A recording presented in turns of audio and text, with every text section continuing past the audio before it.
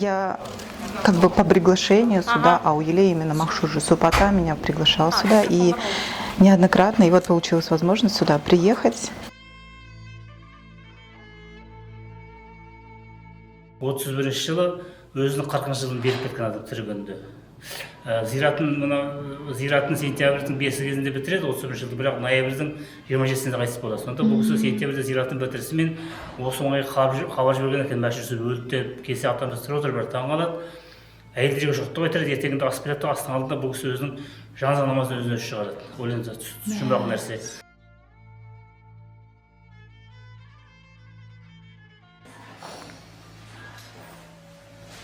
Бұл кісі біздің атамызды соңғы демі шыққанша өзі қолында қызмет істеп, атамыздың батасын алған келіні.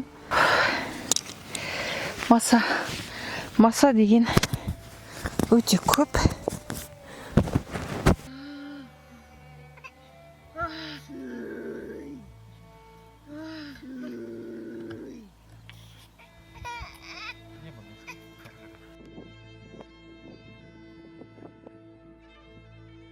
Сол жерде мысалы қасиетті адамдар көп болды, солардың ұрпақтары медресе ашып, сол аталардың оқуын кейін ұрпаққа жеткізген. Сонда бұл сол медресеге барады екен де, мысалы әлгі медресені 2 жыл оқыды, 3 айда 2 айда бітіріп кете берген. Көрдіңіз бе?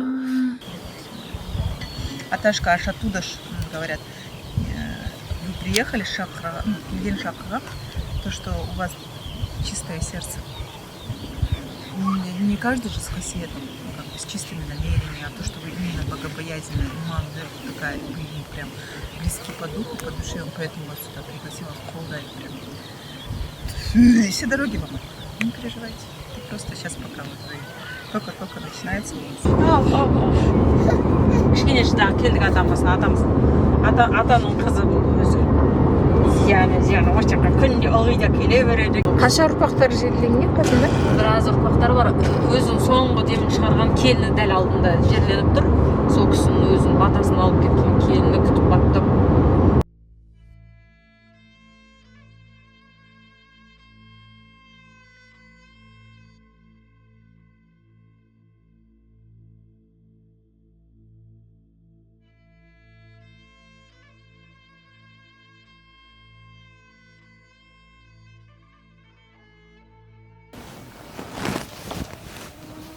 Ой.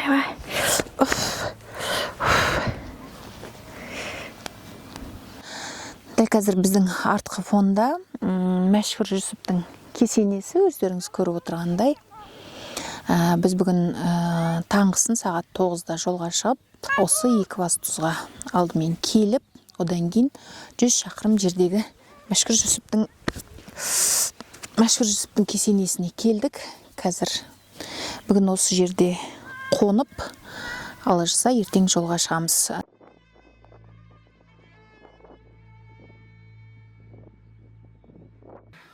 Мен Әсет Фазылов Қажымұханұлы, Мәшһүр Жүсіптің шөбересімін. Мәшһүр Жүсіптің 3 ұлы болған Мұхаммед Шарафиден, Мұхаммед Әмен, Мұхаммед Фазыл. Біз сол Мұхаммед Фазылдан тараймыз. Бүгінгі таңда Мәшһүр Жүсіп музейінің меңгерушісімін. Біздің халық, орыс болсын, қазақ болсын, жалпы жамағат Мәшһүр Жүсіп кесенесіне жиі келеді. Біз мешітке барғанда құлшылық етеміз, Құдайды мойындаймыз. Бұл жерде зиярат, демек Алладан жақсылық, шапағат сұраймыз. Комплекста Мәшһүр Жүсіп кесенесі бар, Мәшһүр Жүсіп мұражайы, музейі бар, және асхана бар. Асхана жазғы қысқа бөлінеді, және тегін жатақхана бар. Сонымен бірге бұл жерде атаның ұрпақтарының қолымен жинақталған атаның музейінде көптеген атаның жеке деген заттары бар.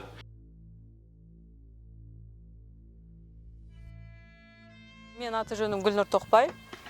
Осы Мәшһүр Жүсіп атасын атам басына келіп, танысып жүргеніме 6 жылдың жүзі болды.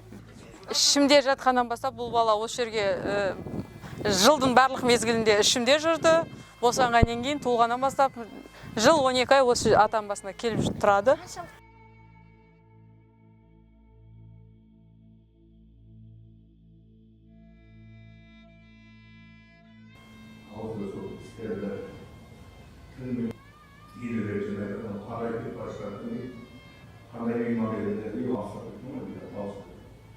Sonra 60 olsa ayakın yaşında. адам өте келіп жатыр, кетіп жатыр, дастархан үзілмей жатыр, өзі артынан да берекесі көрініп тұр. Бұл комплексті, мына туалеті бәрін, мына конференц зал бәрін қай жылдары қалай салынды? Демеушілікке салған нәрселер. Демеушіліктің арқасында Алла разы болсын осы азаматтарға, Алла жақсылығын берсін. Ал енді басқа қызмет атқарып жатқан өзіміздің осындағы жұмыскерлер. Көбіне біз ең бірінші отбасымызбен келетінбіз. Қазір осындай аяқ астынан осындай ұсыныстар түсіп, қазір туысқандарым ең бірінші қолқа салып, одан кейін жан-жақтан адамдар түсіп, қазір осы қасиетті жерлерге зираттау деген парақшамды ашып жүргізіп жатырмын.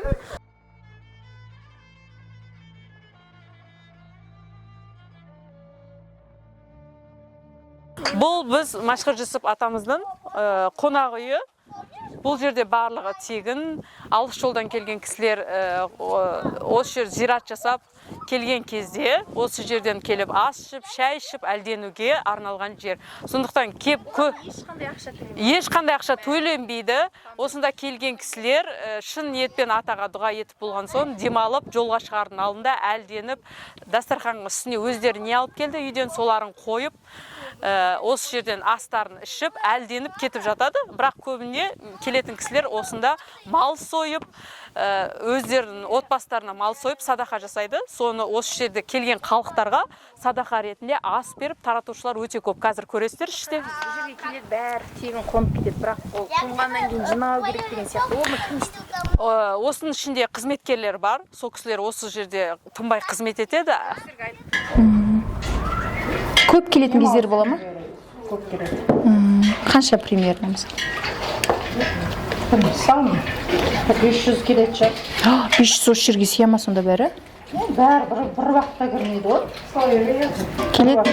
Біреу келіп тамақ ішіп жатыр, біреу ішпей кетіп жатады.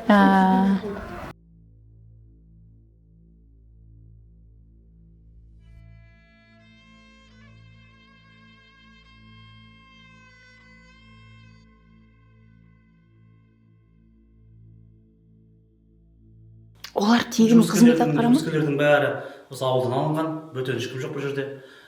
Және тексеріліп алынған жандар, әйел болсын, жігіті болсын, жаз уақытында бұлар үкіметтен ақша алады, қыста қысқартылған себебі атаның қорынан ақша алады. Кіретін жолда ауыл бар, жаңа жол ауылы, сосын жаңағы Бесқауға деген ауыл, сол жерден келіп барлықтары қызмет етеді. Осы жерде жүрген кісілердің бәрі өте сыпайы, келген кісілерге шайларын күліп қарсы алып, артын жинастырып, солай барлық тірліктерін жасап жүреді. Бірақ мұнда келген кісілерге мен өтініп сұраймын да, өзім ертіп келсем де, келген кезде барынша осы атаның басында қызмет істеп, келген кісілерге көмектесіп, осы жан-жақтарын жинап, астарын бергенде арттарын жинап кетсе екен деген ниетім бар. Ең басты менің қоятын талабым сол.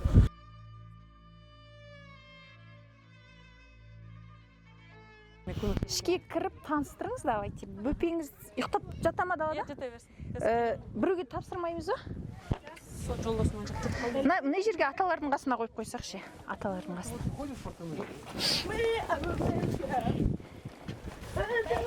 Өте беріңіз, аға өте беріңіз.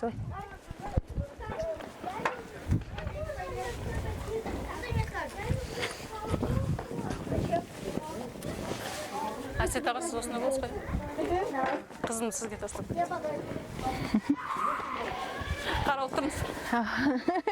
Сіздерге жұмыс тауып берді. Так, бұның ішіне қанша адам сияды? Сәлеметсіздер ме? Ал. Сіздер камераға түсіруге ұқсатқан кімдер алдыңыздар?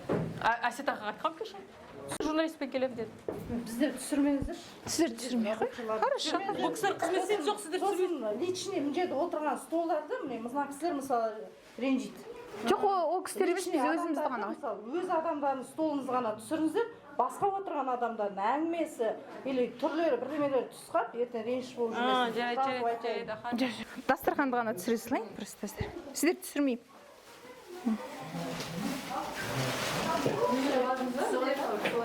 Түсесіз ба? Кейбіреулер түспейміз деп жатыр, сондықтан түсемін десеңіз. Қай жақтан келдіңіз апай? Осы жердіксі. Осындай позитив адамдар жақсы көремін мен негізі. Так, жаңа бір комната, мына екі. Топкасы, мыналар қонақ үйлер, келгенде алыстан келетін қонақтар келіп жататын жерлер, мына тастап толып. Ақтан бала емізіп жатыр. жарайды бала емес жатса түсірмей қой. Бұл қонақ үйлер комнаталар неше адамнан жатады? 3 адам, 4 адамнан нелер тұр. Аяғыз қалайсыз? Жақсы. Атаңызға келдіңіз, көңіл-күйіңіз қалай? Жақсы. Мына жерде қызметшілер, шырақшылар ұйықтайды мына жерде. Мына зал. Неше комната сонда бұл жер? Звасите, кім қайтысы?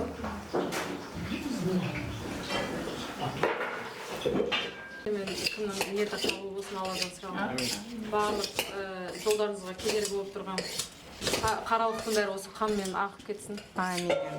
Сонда Құранда айтылған мысалы, мұндай Алла Тағала жазған екен, менен сұрағанды бәрін бер, бірақ менің жолыммен жүрсең көрдіңіз бе?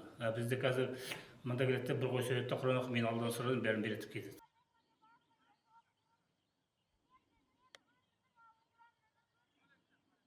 Всем здравствуйте, меня зовут Аягос. Я являюсь членом Ассоциации народных целителей Казахстана. Я работаю с родом. Ко мне очень много людей обращаются за помощью, у которых есть негативные программы рода, у которых есть родовые проклятия. И я помогаю им, как проводник, исцеляться, убирать, очищать им дороги, открывать. И я работаю, конечно же, с Ауеле.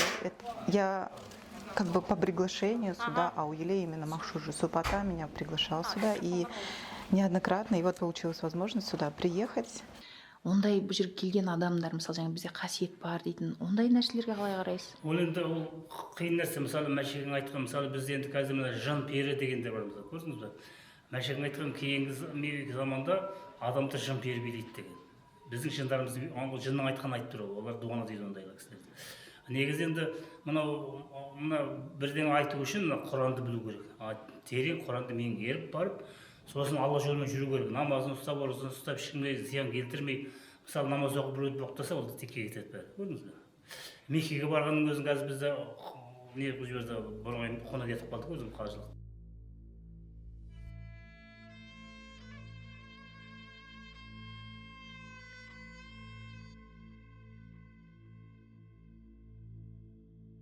Очень сильная, мощная энергия здесь. Вот сразу встречает Аруах, дух Максурджи Супата, и направляет нас, говорят, что, допустим, как человеку помочь, что ему нужно сделать для того, чтобы выйти из определенной ситуации.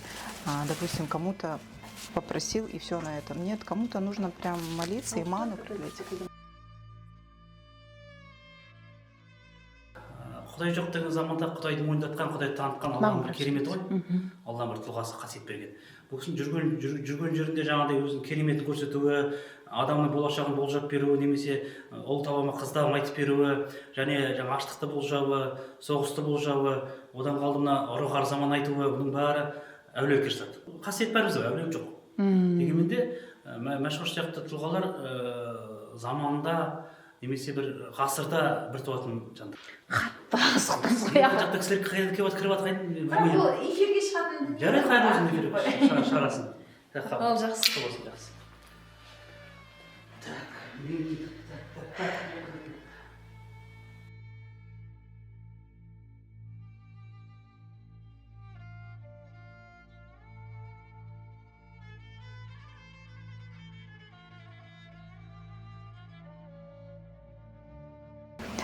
Я всегда общаюсь с духами, да, я благодарю их за приглашение, благодарю за то, что они приняли меня, потому что Земля принимает нас всегда, людей. Если человек с нечистыми намерениями, он сюда не попадет.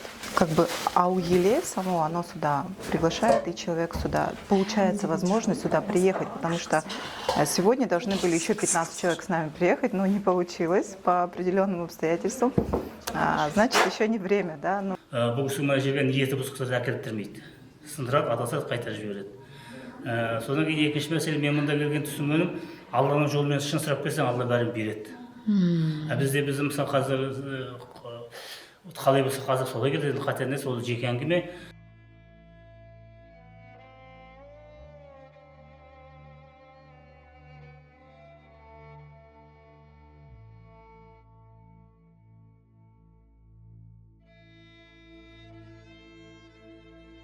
Мен Түркияда жүрген кезде бұл кісінің жаңағы ертөстік ертегісі, бұл кісі тапқан нұсқасы бойынша ғылыми мақала жаздым. Ол түрік тіліне аударылып, сол жақтағы кітапқа басылды. Сонда енді ертөстік, өздеріңіз білесіздер, қырғыз халқында ол үлкен эпос. Және қырғыздар оны өте жақсы зерттеген, өте жақсы сақтаған. Ертөстікте Ерназар деген бай болады, 9 ұлы болады. Жаңағы ненің қабырғаға іліп қойған төстіктен 9 ұлы неге соғысқа кетіп оралмаған кезде төстік туады деген сияқты оқиға өрбиді. Мәшһүр атамыздың тапқан нұсқасында да аңыз ұқсас болып келеді, бірақ аңыздағы кейіпкерлердің аты мүлде басқаша. Мұқташақ бай дейді, және ертегінің толық нұсқасы емес, ортасына дейінгі нұсқасы сақталған. Бұл кісінің қазір біздің халық әдебиетші, тарихшы әулие дейді, содан басқа бұл кісінің ондан басқа қырлар толып жатыр. Енді менің өз Мысалы, біз қандай қырларын бұл кісіні зерттей алмадық әлі? бұл кісінің ғылыми жазғандарын әлі ешкім толық зерттеп анықтап дәлелдеп айтып отқан жоқ. Мысалы бұл кісі мына түгел салада жазған, аспан әлемін, сол жұлдыз зерттеген, географияны зерттеген, шөп бәрін, осы өмірде бәрін зерттеп жазған бұл кісі. Енді бұл кісіні қарап отырсаңыздар, бұл кісі мына жұлдыздардың туғанына қарап, баланың қандай болатынын білген бұл кісі. Көрдіңіз қандай білім. Сонда мысалы бұл кезде сол кездегі түгел оқуды оқып бітірген бұл кісі.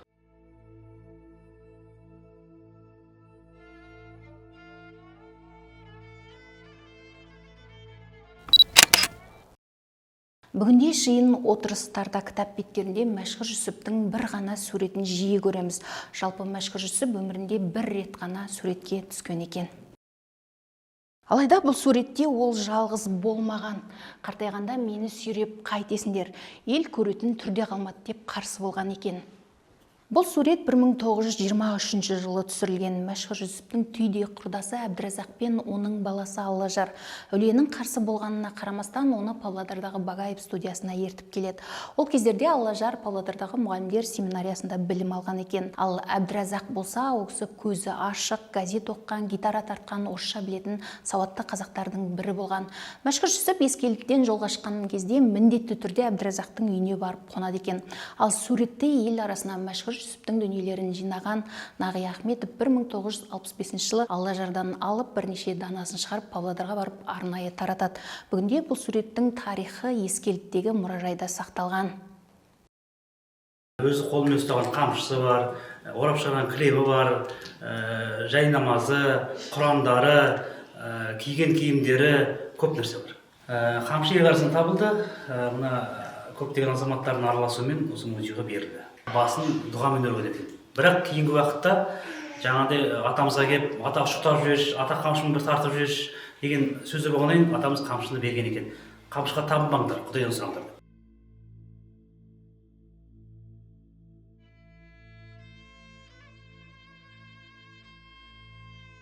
Енді бұл жерде бізде ең құнды жәдігер бізде Құран Кәрім кітабы. Бұл кітапты Мәшһүрдің әкесі Көпей атамыз оқыған. Көк Құран. Көк Құран. Сонда атамыз өзі кедей болған, сонда атамыздың өлеңінде бар. Ес білгенде көргенім, ат басына Көк Құран дейді, басқа ештеңе болмаған. Одан кейін Мәшһүрдің біздің әкеге берді, әке бізге беріп кетті. Бұл музейде жоқ, біз мен қойып қойдым. Енді мына мұражай мысалы біз 77 жылдан бастап жинай бастадық ақылы. Мен мұражайға 92 жылы келдім. Әлгі бәрі шашылып жатқан кезде ешкім керек қылмаған, соң өзі еңбек төлемейді, аты. Жалпы Мәшһүр Жүсіп Көпейұлының еңбектері Дала уалаяты газетінде көп жарияланған, омбыға өте жиі барған. Кішкентай кезінде зеректігіне қатты таңғалып, басына өкі тақтырған Мұса Шормановпен өте жақын араласқан екен. Жалпы тарихта Мәшһүр Жүсіп 4 балаға ат қойып, 3 адамды жоқтаса, соның бірі осы Мұса Шорманов болған. 52 жылы зиратын бұзғанда біздің әке ішінде болған, сонда сол кісі түгел заттарын алып үйге тығып тастаған апарып. Ана үлкен шкафты алып тағып қойған, қара шкаф атамыз пайдаланған. Содан шалбары болды біздің үйде. Содан кейін енді саморны болды біздің үйде. Мынау кілемнің өзін ол кісі қайтыс болып шығарған кілемі. Бұл кісінің енді 3 ұлы болды, біреу қайтыс болды, 2 осы ұлы маңайда. Сонда осы 2 ұлы сотталмай аман қалды. Бірінші алла, одан кейін ата-ана аруағы, көрдің бе? Мәшһүр Жүсіп Көпейұлының 1907 жыл жарық көрген 3 бірдей кітабы қазақ халқының бостандығына арналған еді. Бірақ кітаптар бірден цензураға ұшырап, баспаханалардан алынады. Мәселен, сол жылдары Құсайыновтар баспаханасына 12 мың сом көлемінде айыппұл салынып, ақын қудаланады. Кезінде ұрпақтары тығып сақтап қалған дүниелері бүгінде осы мұражайға қойылған. Бірақ бұл жердегі қолжазбалары мен кітаптарының көшірмесі сақталған. Жалпы Мәшһүр Жүсіп мұражайының алғаш қалыптасуына тағы да оның суретін таратқан Нағи Ахметов ерекше еңбек сіңірген. Ол алғаш рет Мәшһүр Жүсіптің қолы тиген 21 дүниесін тізімін жазып отырып, мұражай қорына өз әкеп тапсырған екен.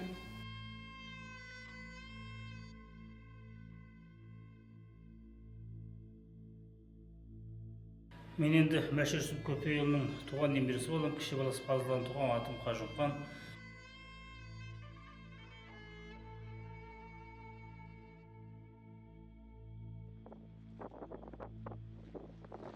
Таңғы сағат 10. Адам осындай көп, қараңыз. Таңертең сағат 5-6-да оянып, бәрі кесенеге барады екен. Бірде қатты жел, одан кейін бірде тез басылады екен ауа райы. Это Адам. А когда он родился, Адам и Ева. Они первые. А кто первый? Мешітке барғанда ұшқыға тәбіз Құдайдың ойындаймыз. Мына жерде әулиенің басында бір зиярат. Неге аға Ескелді осы жерді таңдады деп ойлайсыз? Бұл жердің өзінің бір қасиеттері, нәрсесі бар? Алла аян берген бұл кісіге осындай деп жат деп түсіне көрген. Сонда бұл кісі жүрген. Сонда мына жердің қасиеті бұл жерде ауасы да ерекше, суының дәмі ерекше бұл жердің. Сонда бұл жерде ата аспанға жақын деген. Мысалы бізде мен осында музейді себебі 90 жыл бізге Германиядан ғалымдар келді. 12-13 кісі газель машинамен ішінде ағылшыны бар, француз бар, немісі бар, аудармашылар бар. Сонда олар Германияда орталық ашып отырып аспан әлемін зерттейді екен өздері. Сонда зерттеп отырғанда белгілі уақыттарда жерге түсетін 3 сәуле байқаған, біреу Меккеге, біреу жерге, біреу ұмытып қалып жерге түседі деп айтты олар.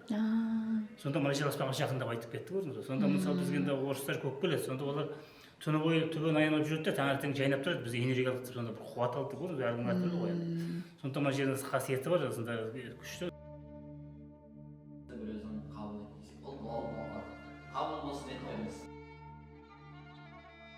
Енді мысалы өзінің қайтқан уақытын Алла берген 73 өлетін.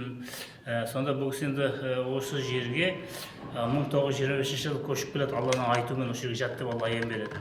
Осы қазіргі кесенесі тұрған жерге? Сонда бұл жерде атамыз келгенше сары жазық, ана жерде бұлақ, сары бұлақ дейді екен. Сонда ақсақалдардан келіп бұл кісі бұлақты келіп сұрағанда ақсақалдар, о, мына жердің иесі енді келді.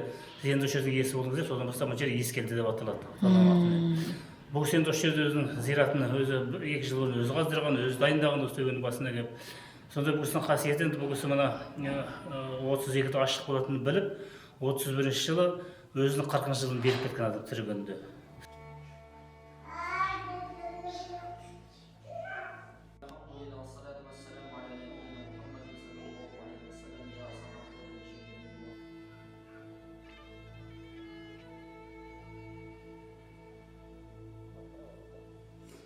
Зиратын сентябрьдің 5 кезінде бітіреді, 31 жылды, бірақ ноябрьдің 27-сінде қайтыс болады. Сонда бұл кісі сентябрьде зиратын бітірісімен осы оңай хабар жіберген екен, Мәшһүр Жүсіп өлді деп келсе атамыз тұрып отыр, бір таң қалады. Әйелдерге жоқтап айтады, ертеңінде ас береді, астың алдында бұл кісі өзінің жаназа намазын өзіне шығарады. Ол енді жұмбақ нәрсе. Екінші мәселе айтады кісілерге, мен сіздерге келесі жылғы болатын 40 жылымды қосып беріп жатырмын дегенде ақсақалдар таң қалыпты, молдеке келесі жылы елміз ғой, халықпыз ғой дегенде айтқан екен, келесі жыл сендердің өретін иттерін сағаттың битірін қойы салған. бұл кісі енді мұсылманға былай болжап айтты күні аштық болатын белгілі біліп кеткен адам.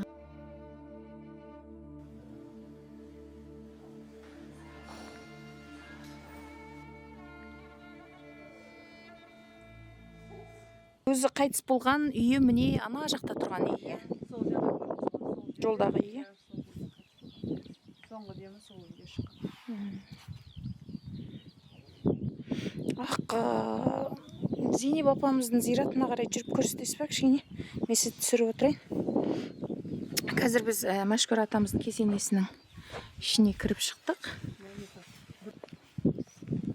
Мына кісі өте ұзақ өмір сүрген кісі. Атамызды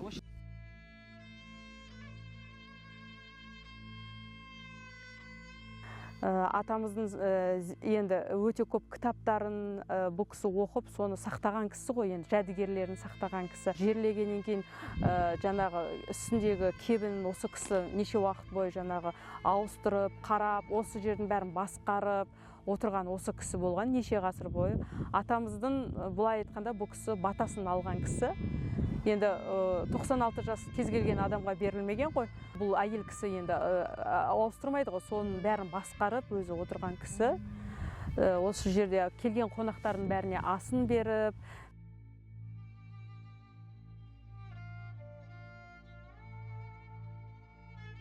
кетуге үнемі осы жерге келіп отыруға тырысамын. Осы жерге келіп өмірімнің тағдырымды өзгерттім десем болады. Өзім көп адасқан сәттерім болды, қиналған сәттерім. Сол сәттерімде осы ең бірінші атам басына келгенде өте қиын, өмірімнің қиын сәттерінде болған. Осы атаға келіп зират жасап, Құран оқып, Алладан көп тілектер тіледім. Сол тілектерімнің барлығы қабыл болып, тағдырымды осы жерде, осы зираттан кейін өмірімде өте көп өзгерістер болып, содан кейін ата тегімді қабылдап, бойымдағы қасиеттер ашыла бастады, рухым ояна бастады.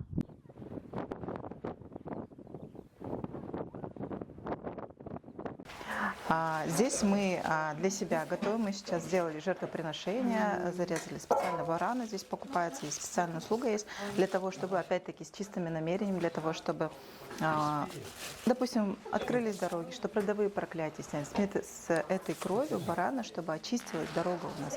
И сейчас мы готовим для себя, для посетителей местных, да, это как бы тоже служим этому месту, служим то, что нам помогает, мы должны тоже что-то отдать. Все, что мы отдаем, то и получаем. Вот чем больше мы отдаем, чем больше мы помогаем, да, служим, даже элементарно пойти мусор собрать, да, или там помочь приготовить еду для посетителей, это уже вклад определенный в это святое место. И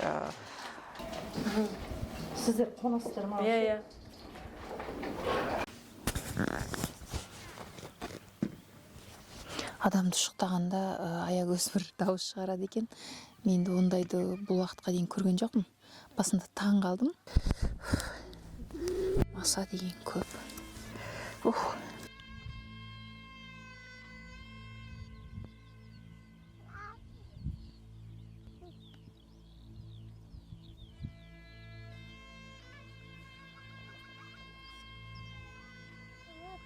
Намаз читаете?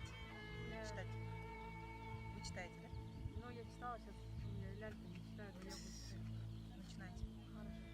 Біздің халық әлі дейін зират мәдениетін немесе осы кесіне келгендегі жора жобаны біле қоймайды. Білсе де мойындағысы келмейді. Себебі біздігі асығыс, бір құлшылық. Сондықтан да біз әрдайым осы жерде айтып, жаңа түсіндіріп, бір ғибраттық, ғұмырнамалық жұмыстар жүргізіп отырамыз. Я именно хотела спросить. По своей работе? Сейчас... Нет, меня больше интересует то, что вы сейчас сделали. Кто пришел сейчас в данный момент? Ко мне много кто приходит, там сила родовая, показывают, допустим, вот за Тимуром, это его супруг, да, стоит бабушка, Нагаши апа говорят, показывают образ бабушки, то есть я вижу, какая она светлая была, Пакандагар светлая была. Допустим, Гульнур тоже, я говорю, были батыры в роду, тоже говорят сразу. Она говорит, да, у нас были батыры, великие люди были тоже в роду. У нее очень сильный род. Потом, когда я начинаю читать сурлеров, вхожу в такое трансовое состояние, и я вижу на энергетическом уровне, что у человека с глаз есть. Либо вот люди завидуют, в спину что-то говорили, оно остается в биополе человека. Я вот это убираю, стягиваю, полностью стягиваю, убираю из его биополя. Также, если родовые проклятия, я это тоже вижу на энергетическом уровне, показывают, кто это проклял. Допустим, когда в роду не общаются с друг другом, да, родные, допустим, ссорятся постоянно в конфликтах, это всегда говорит о том, что есть родовые проклятия. Бұл жерге мен өздеріңіз көріп отырғандай, менің артқы жағымда жаңа өзінің бойында қасиетім бар деген адамдар отыр.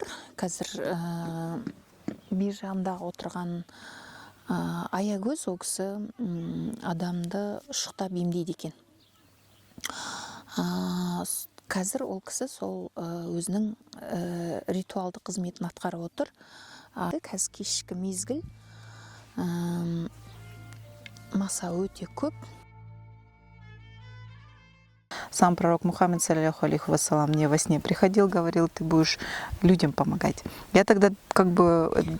Прям лицо все было видно? Ну, как бы мы же его не знаем, какой у него лик был, да, это же было давно, но он пришел в образе человека, конечно, я сразу поняла, что это он, то, что, то есть ко многим, у кого есть хасиет, приходят они и говорят, потому что я часто читаю салават, и у меня просто в роду были очень много имамы, и люди, которые верующие, да, которые близки к Всевышнему. Кто еще во сне к вам приходили аташки, они меня обучали, тоже говорили, я сегодня говорю, Беркут, Ата, Сокол, они какие-то вот очень древние, это именно ясновидение мне вот так открывало. Балаңызды маса жеп қойды. Білмеймін, мені жеп қойды. Иә, мен де жеп қойды ғой. Сонда бала айтатын тіл жоқ, жеп қойды. Жоқ, қаратым ғой. Жаным. Это третий глаз, да, вот ясновидение называется. И вот мне показывают, где у человека, я сама это чувствую, матка болит сильно. Я поэтому подошла и начала матку лечить. У него в матке, из-за того, что она первого мужа потеряла, у него горе осталось. Вот здесь как бетонная плита, тяжесть была сильная. Я вот эту тяжесть ей убирала, и она вот выдыхала все, вытаскивала, и обиды все, боль внутреннюю, эмоциональную боль. За один час вот это все можно убрать, да?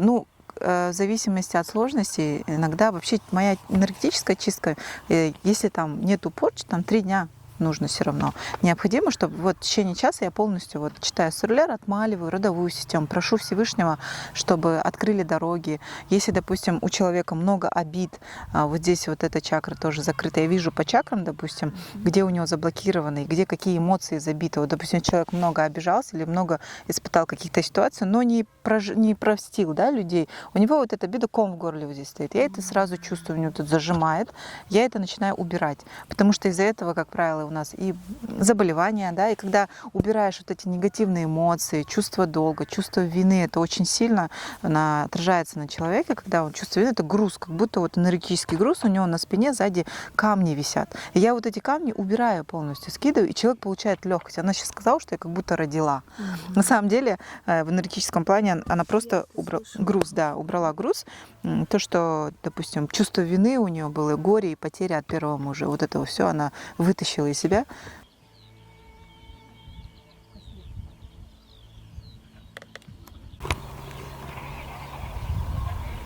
Что вы сделали сейчас? Я когда чистила, я открываю канал, энергетический канал, чтобы в землю уходила вся негативная энергия. Я прошу, чтобы земля приняла негативную энергию от человека.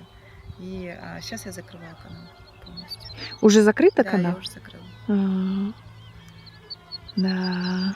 Чтобы здесь, когда люди ходили, чтобы здесь не оставалось негатива, потому что я не оставляю. Я либо все сжигаю, то есть в энергетическом плане, либо вот оно уходит в землю. После исцеления, да, получается, вы? Потому что кто-то другой это не подцепил, потому что это экологично. Я стараюсь экологично работать, чтобы после себя не оставлять вот эту грязь. Думала вечером, разве можно или нет? А мы успели? Да, мы успели. Вот сейчас уже надо идти.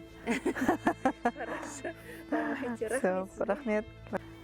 До магриб намаза, до вечернего намаза. Потому что после магриб намаза, говорят, уже даже на улицу нельзя выходить, джиндар. Поднимается нечисть.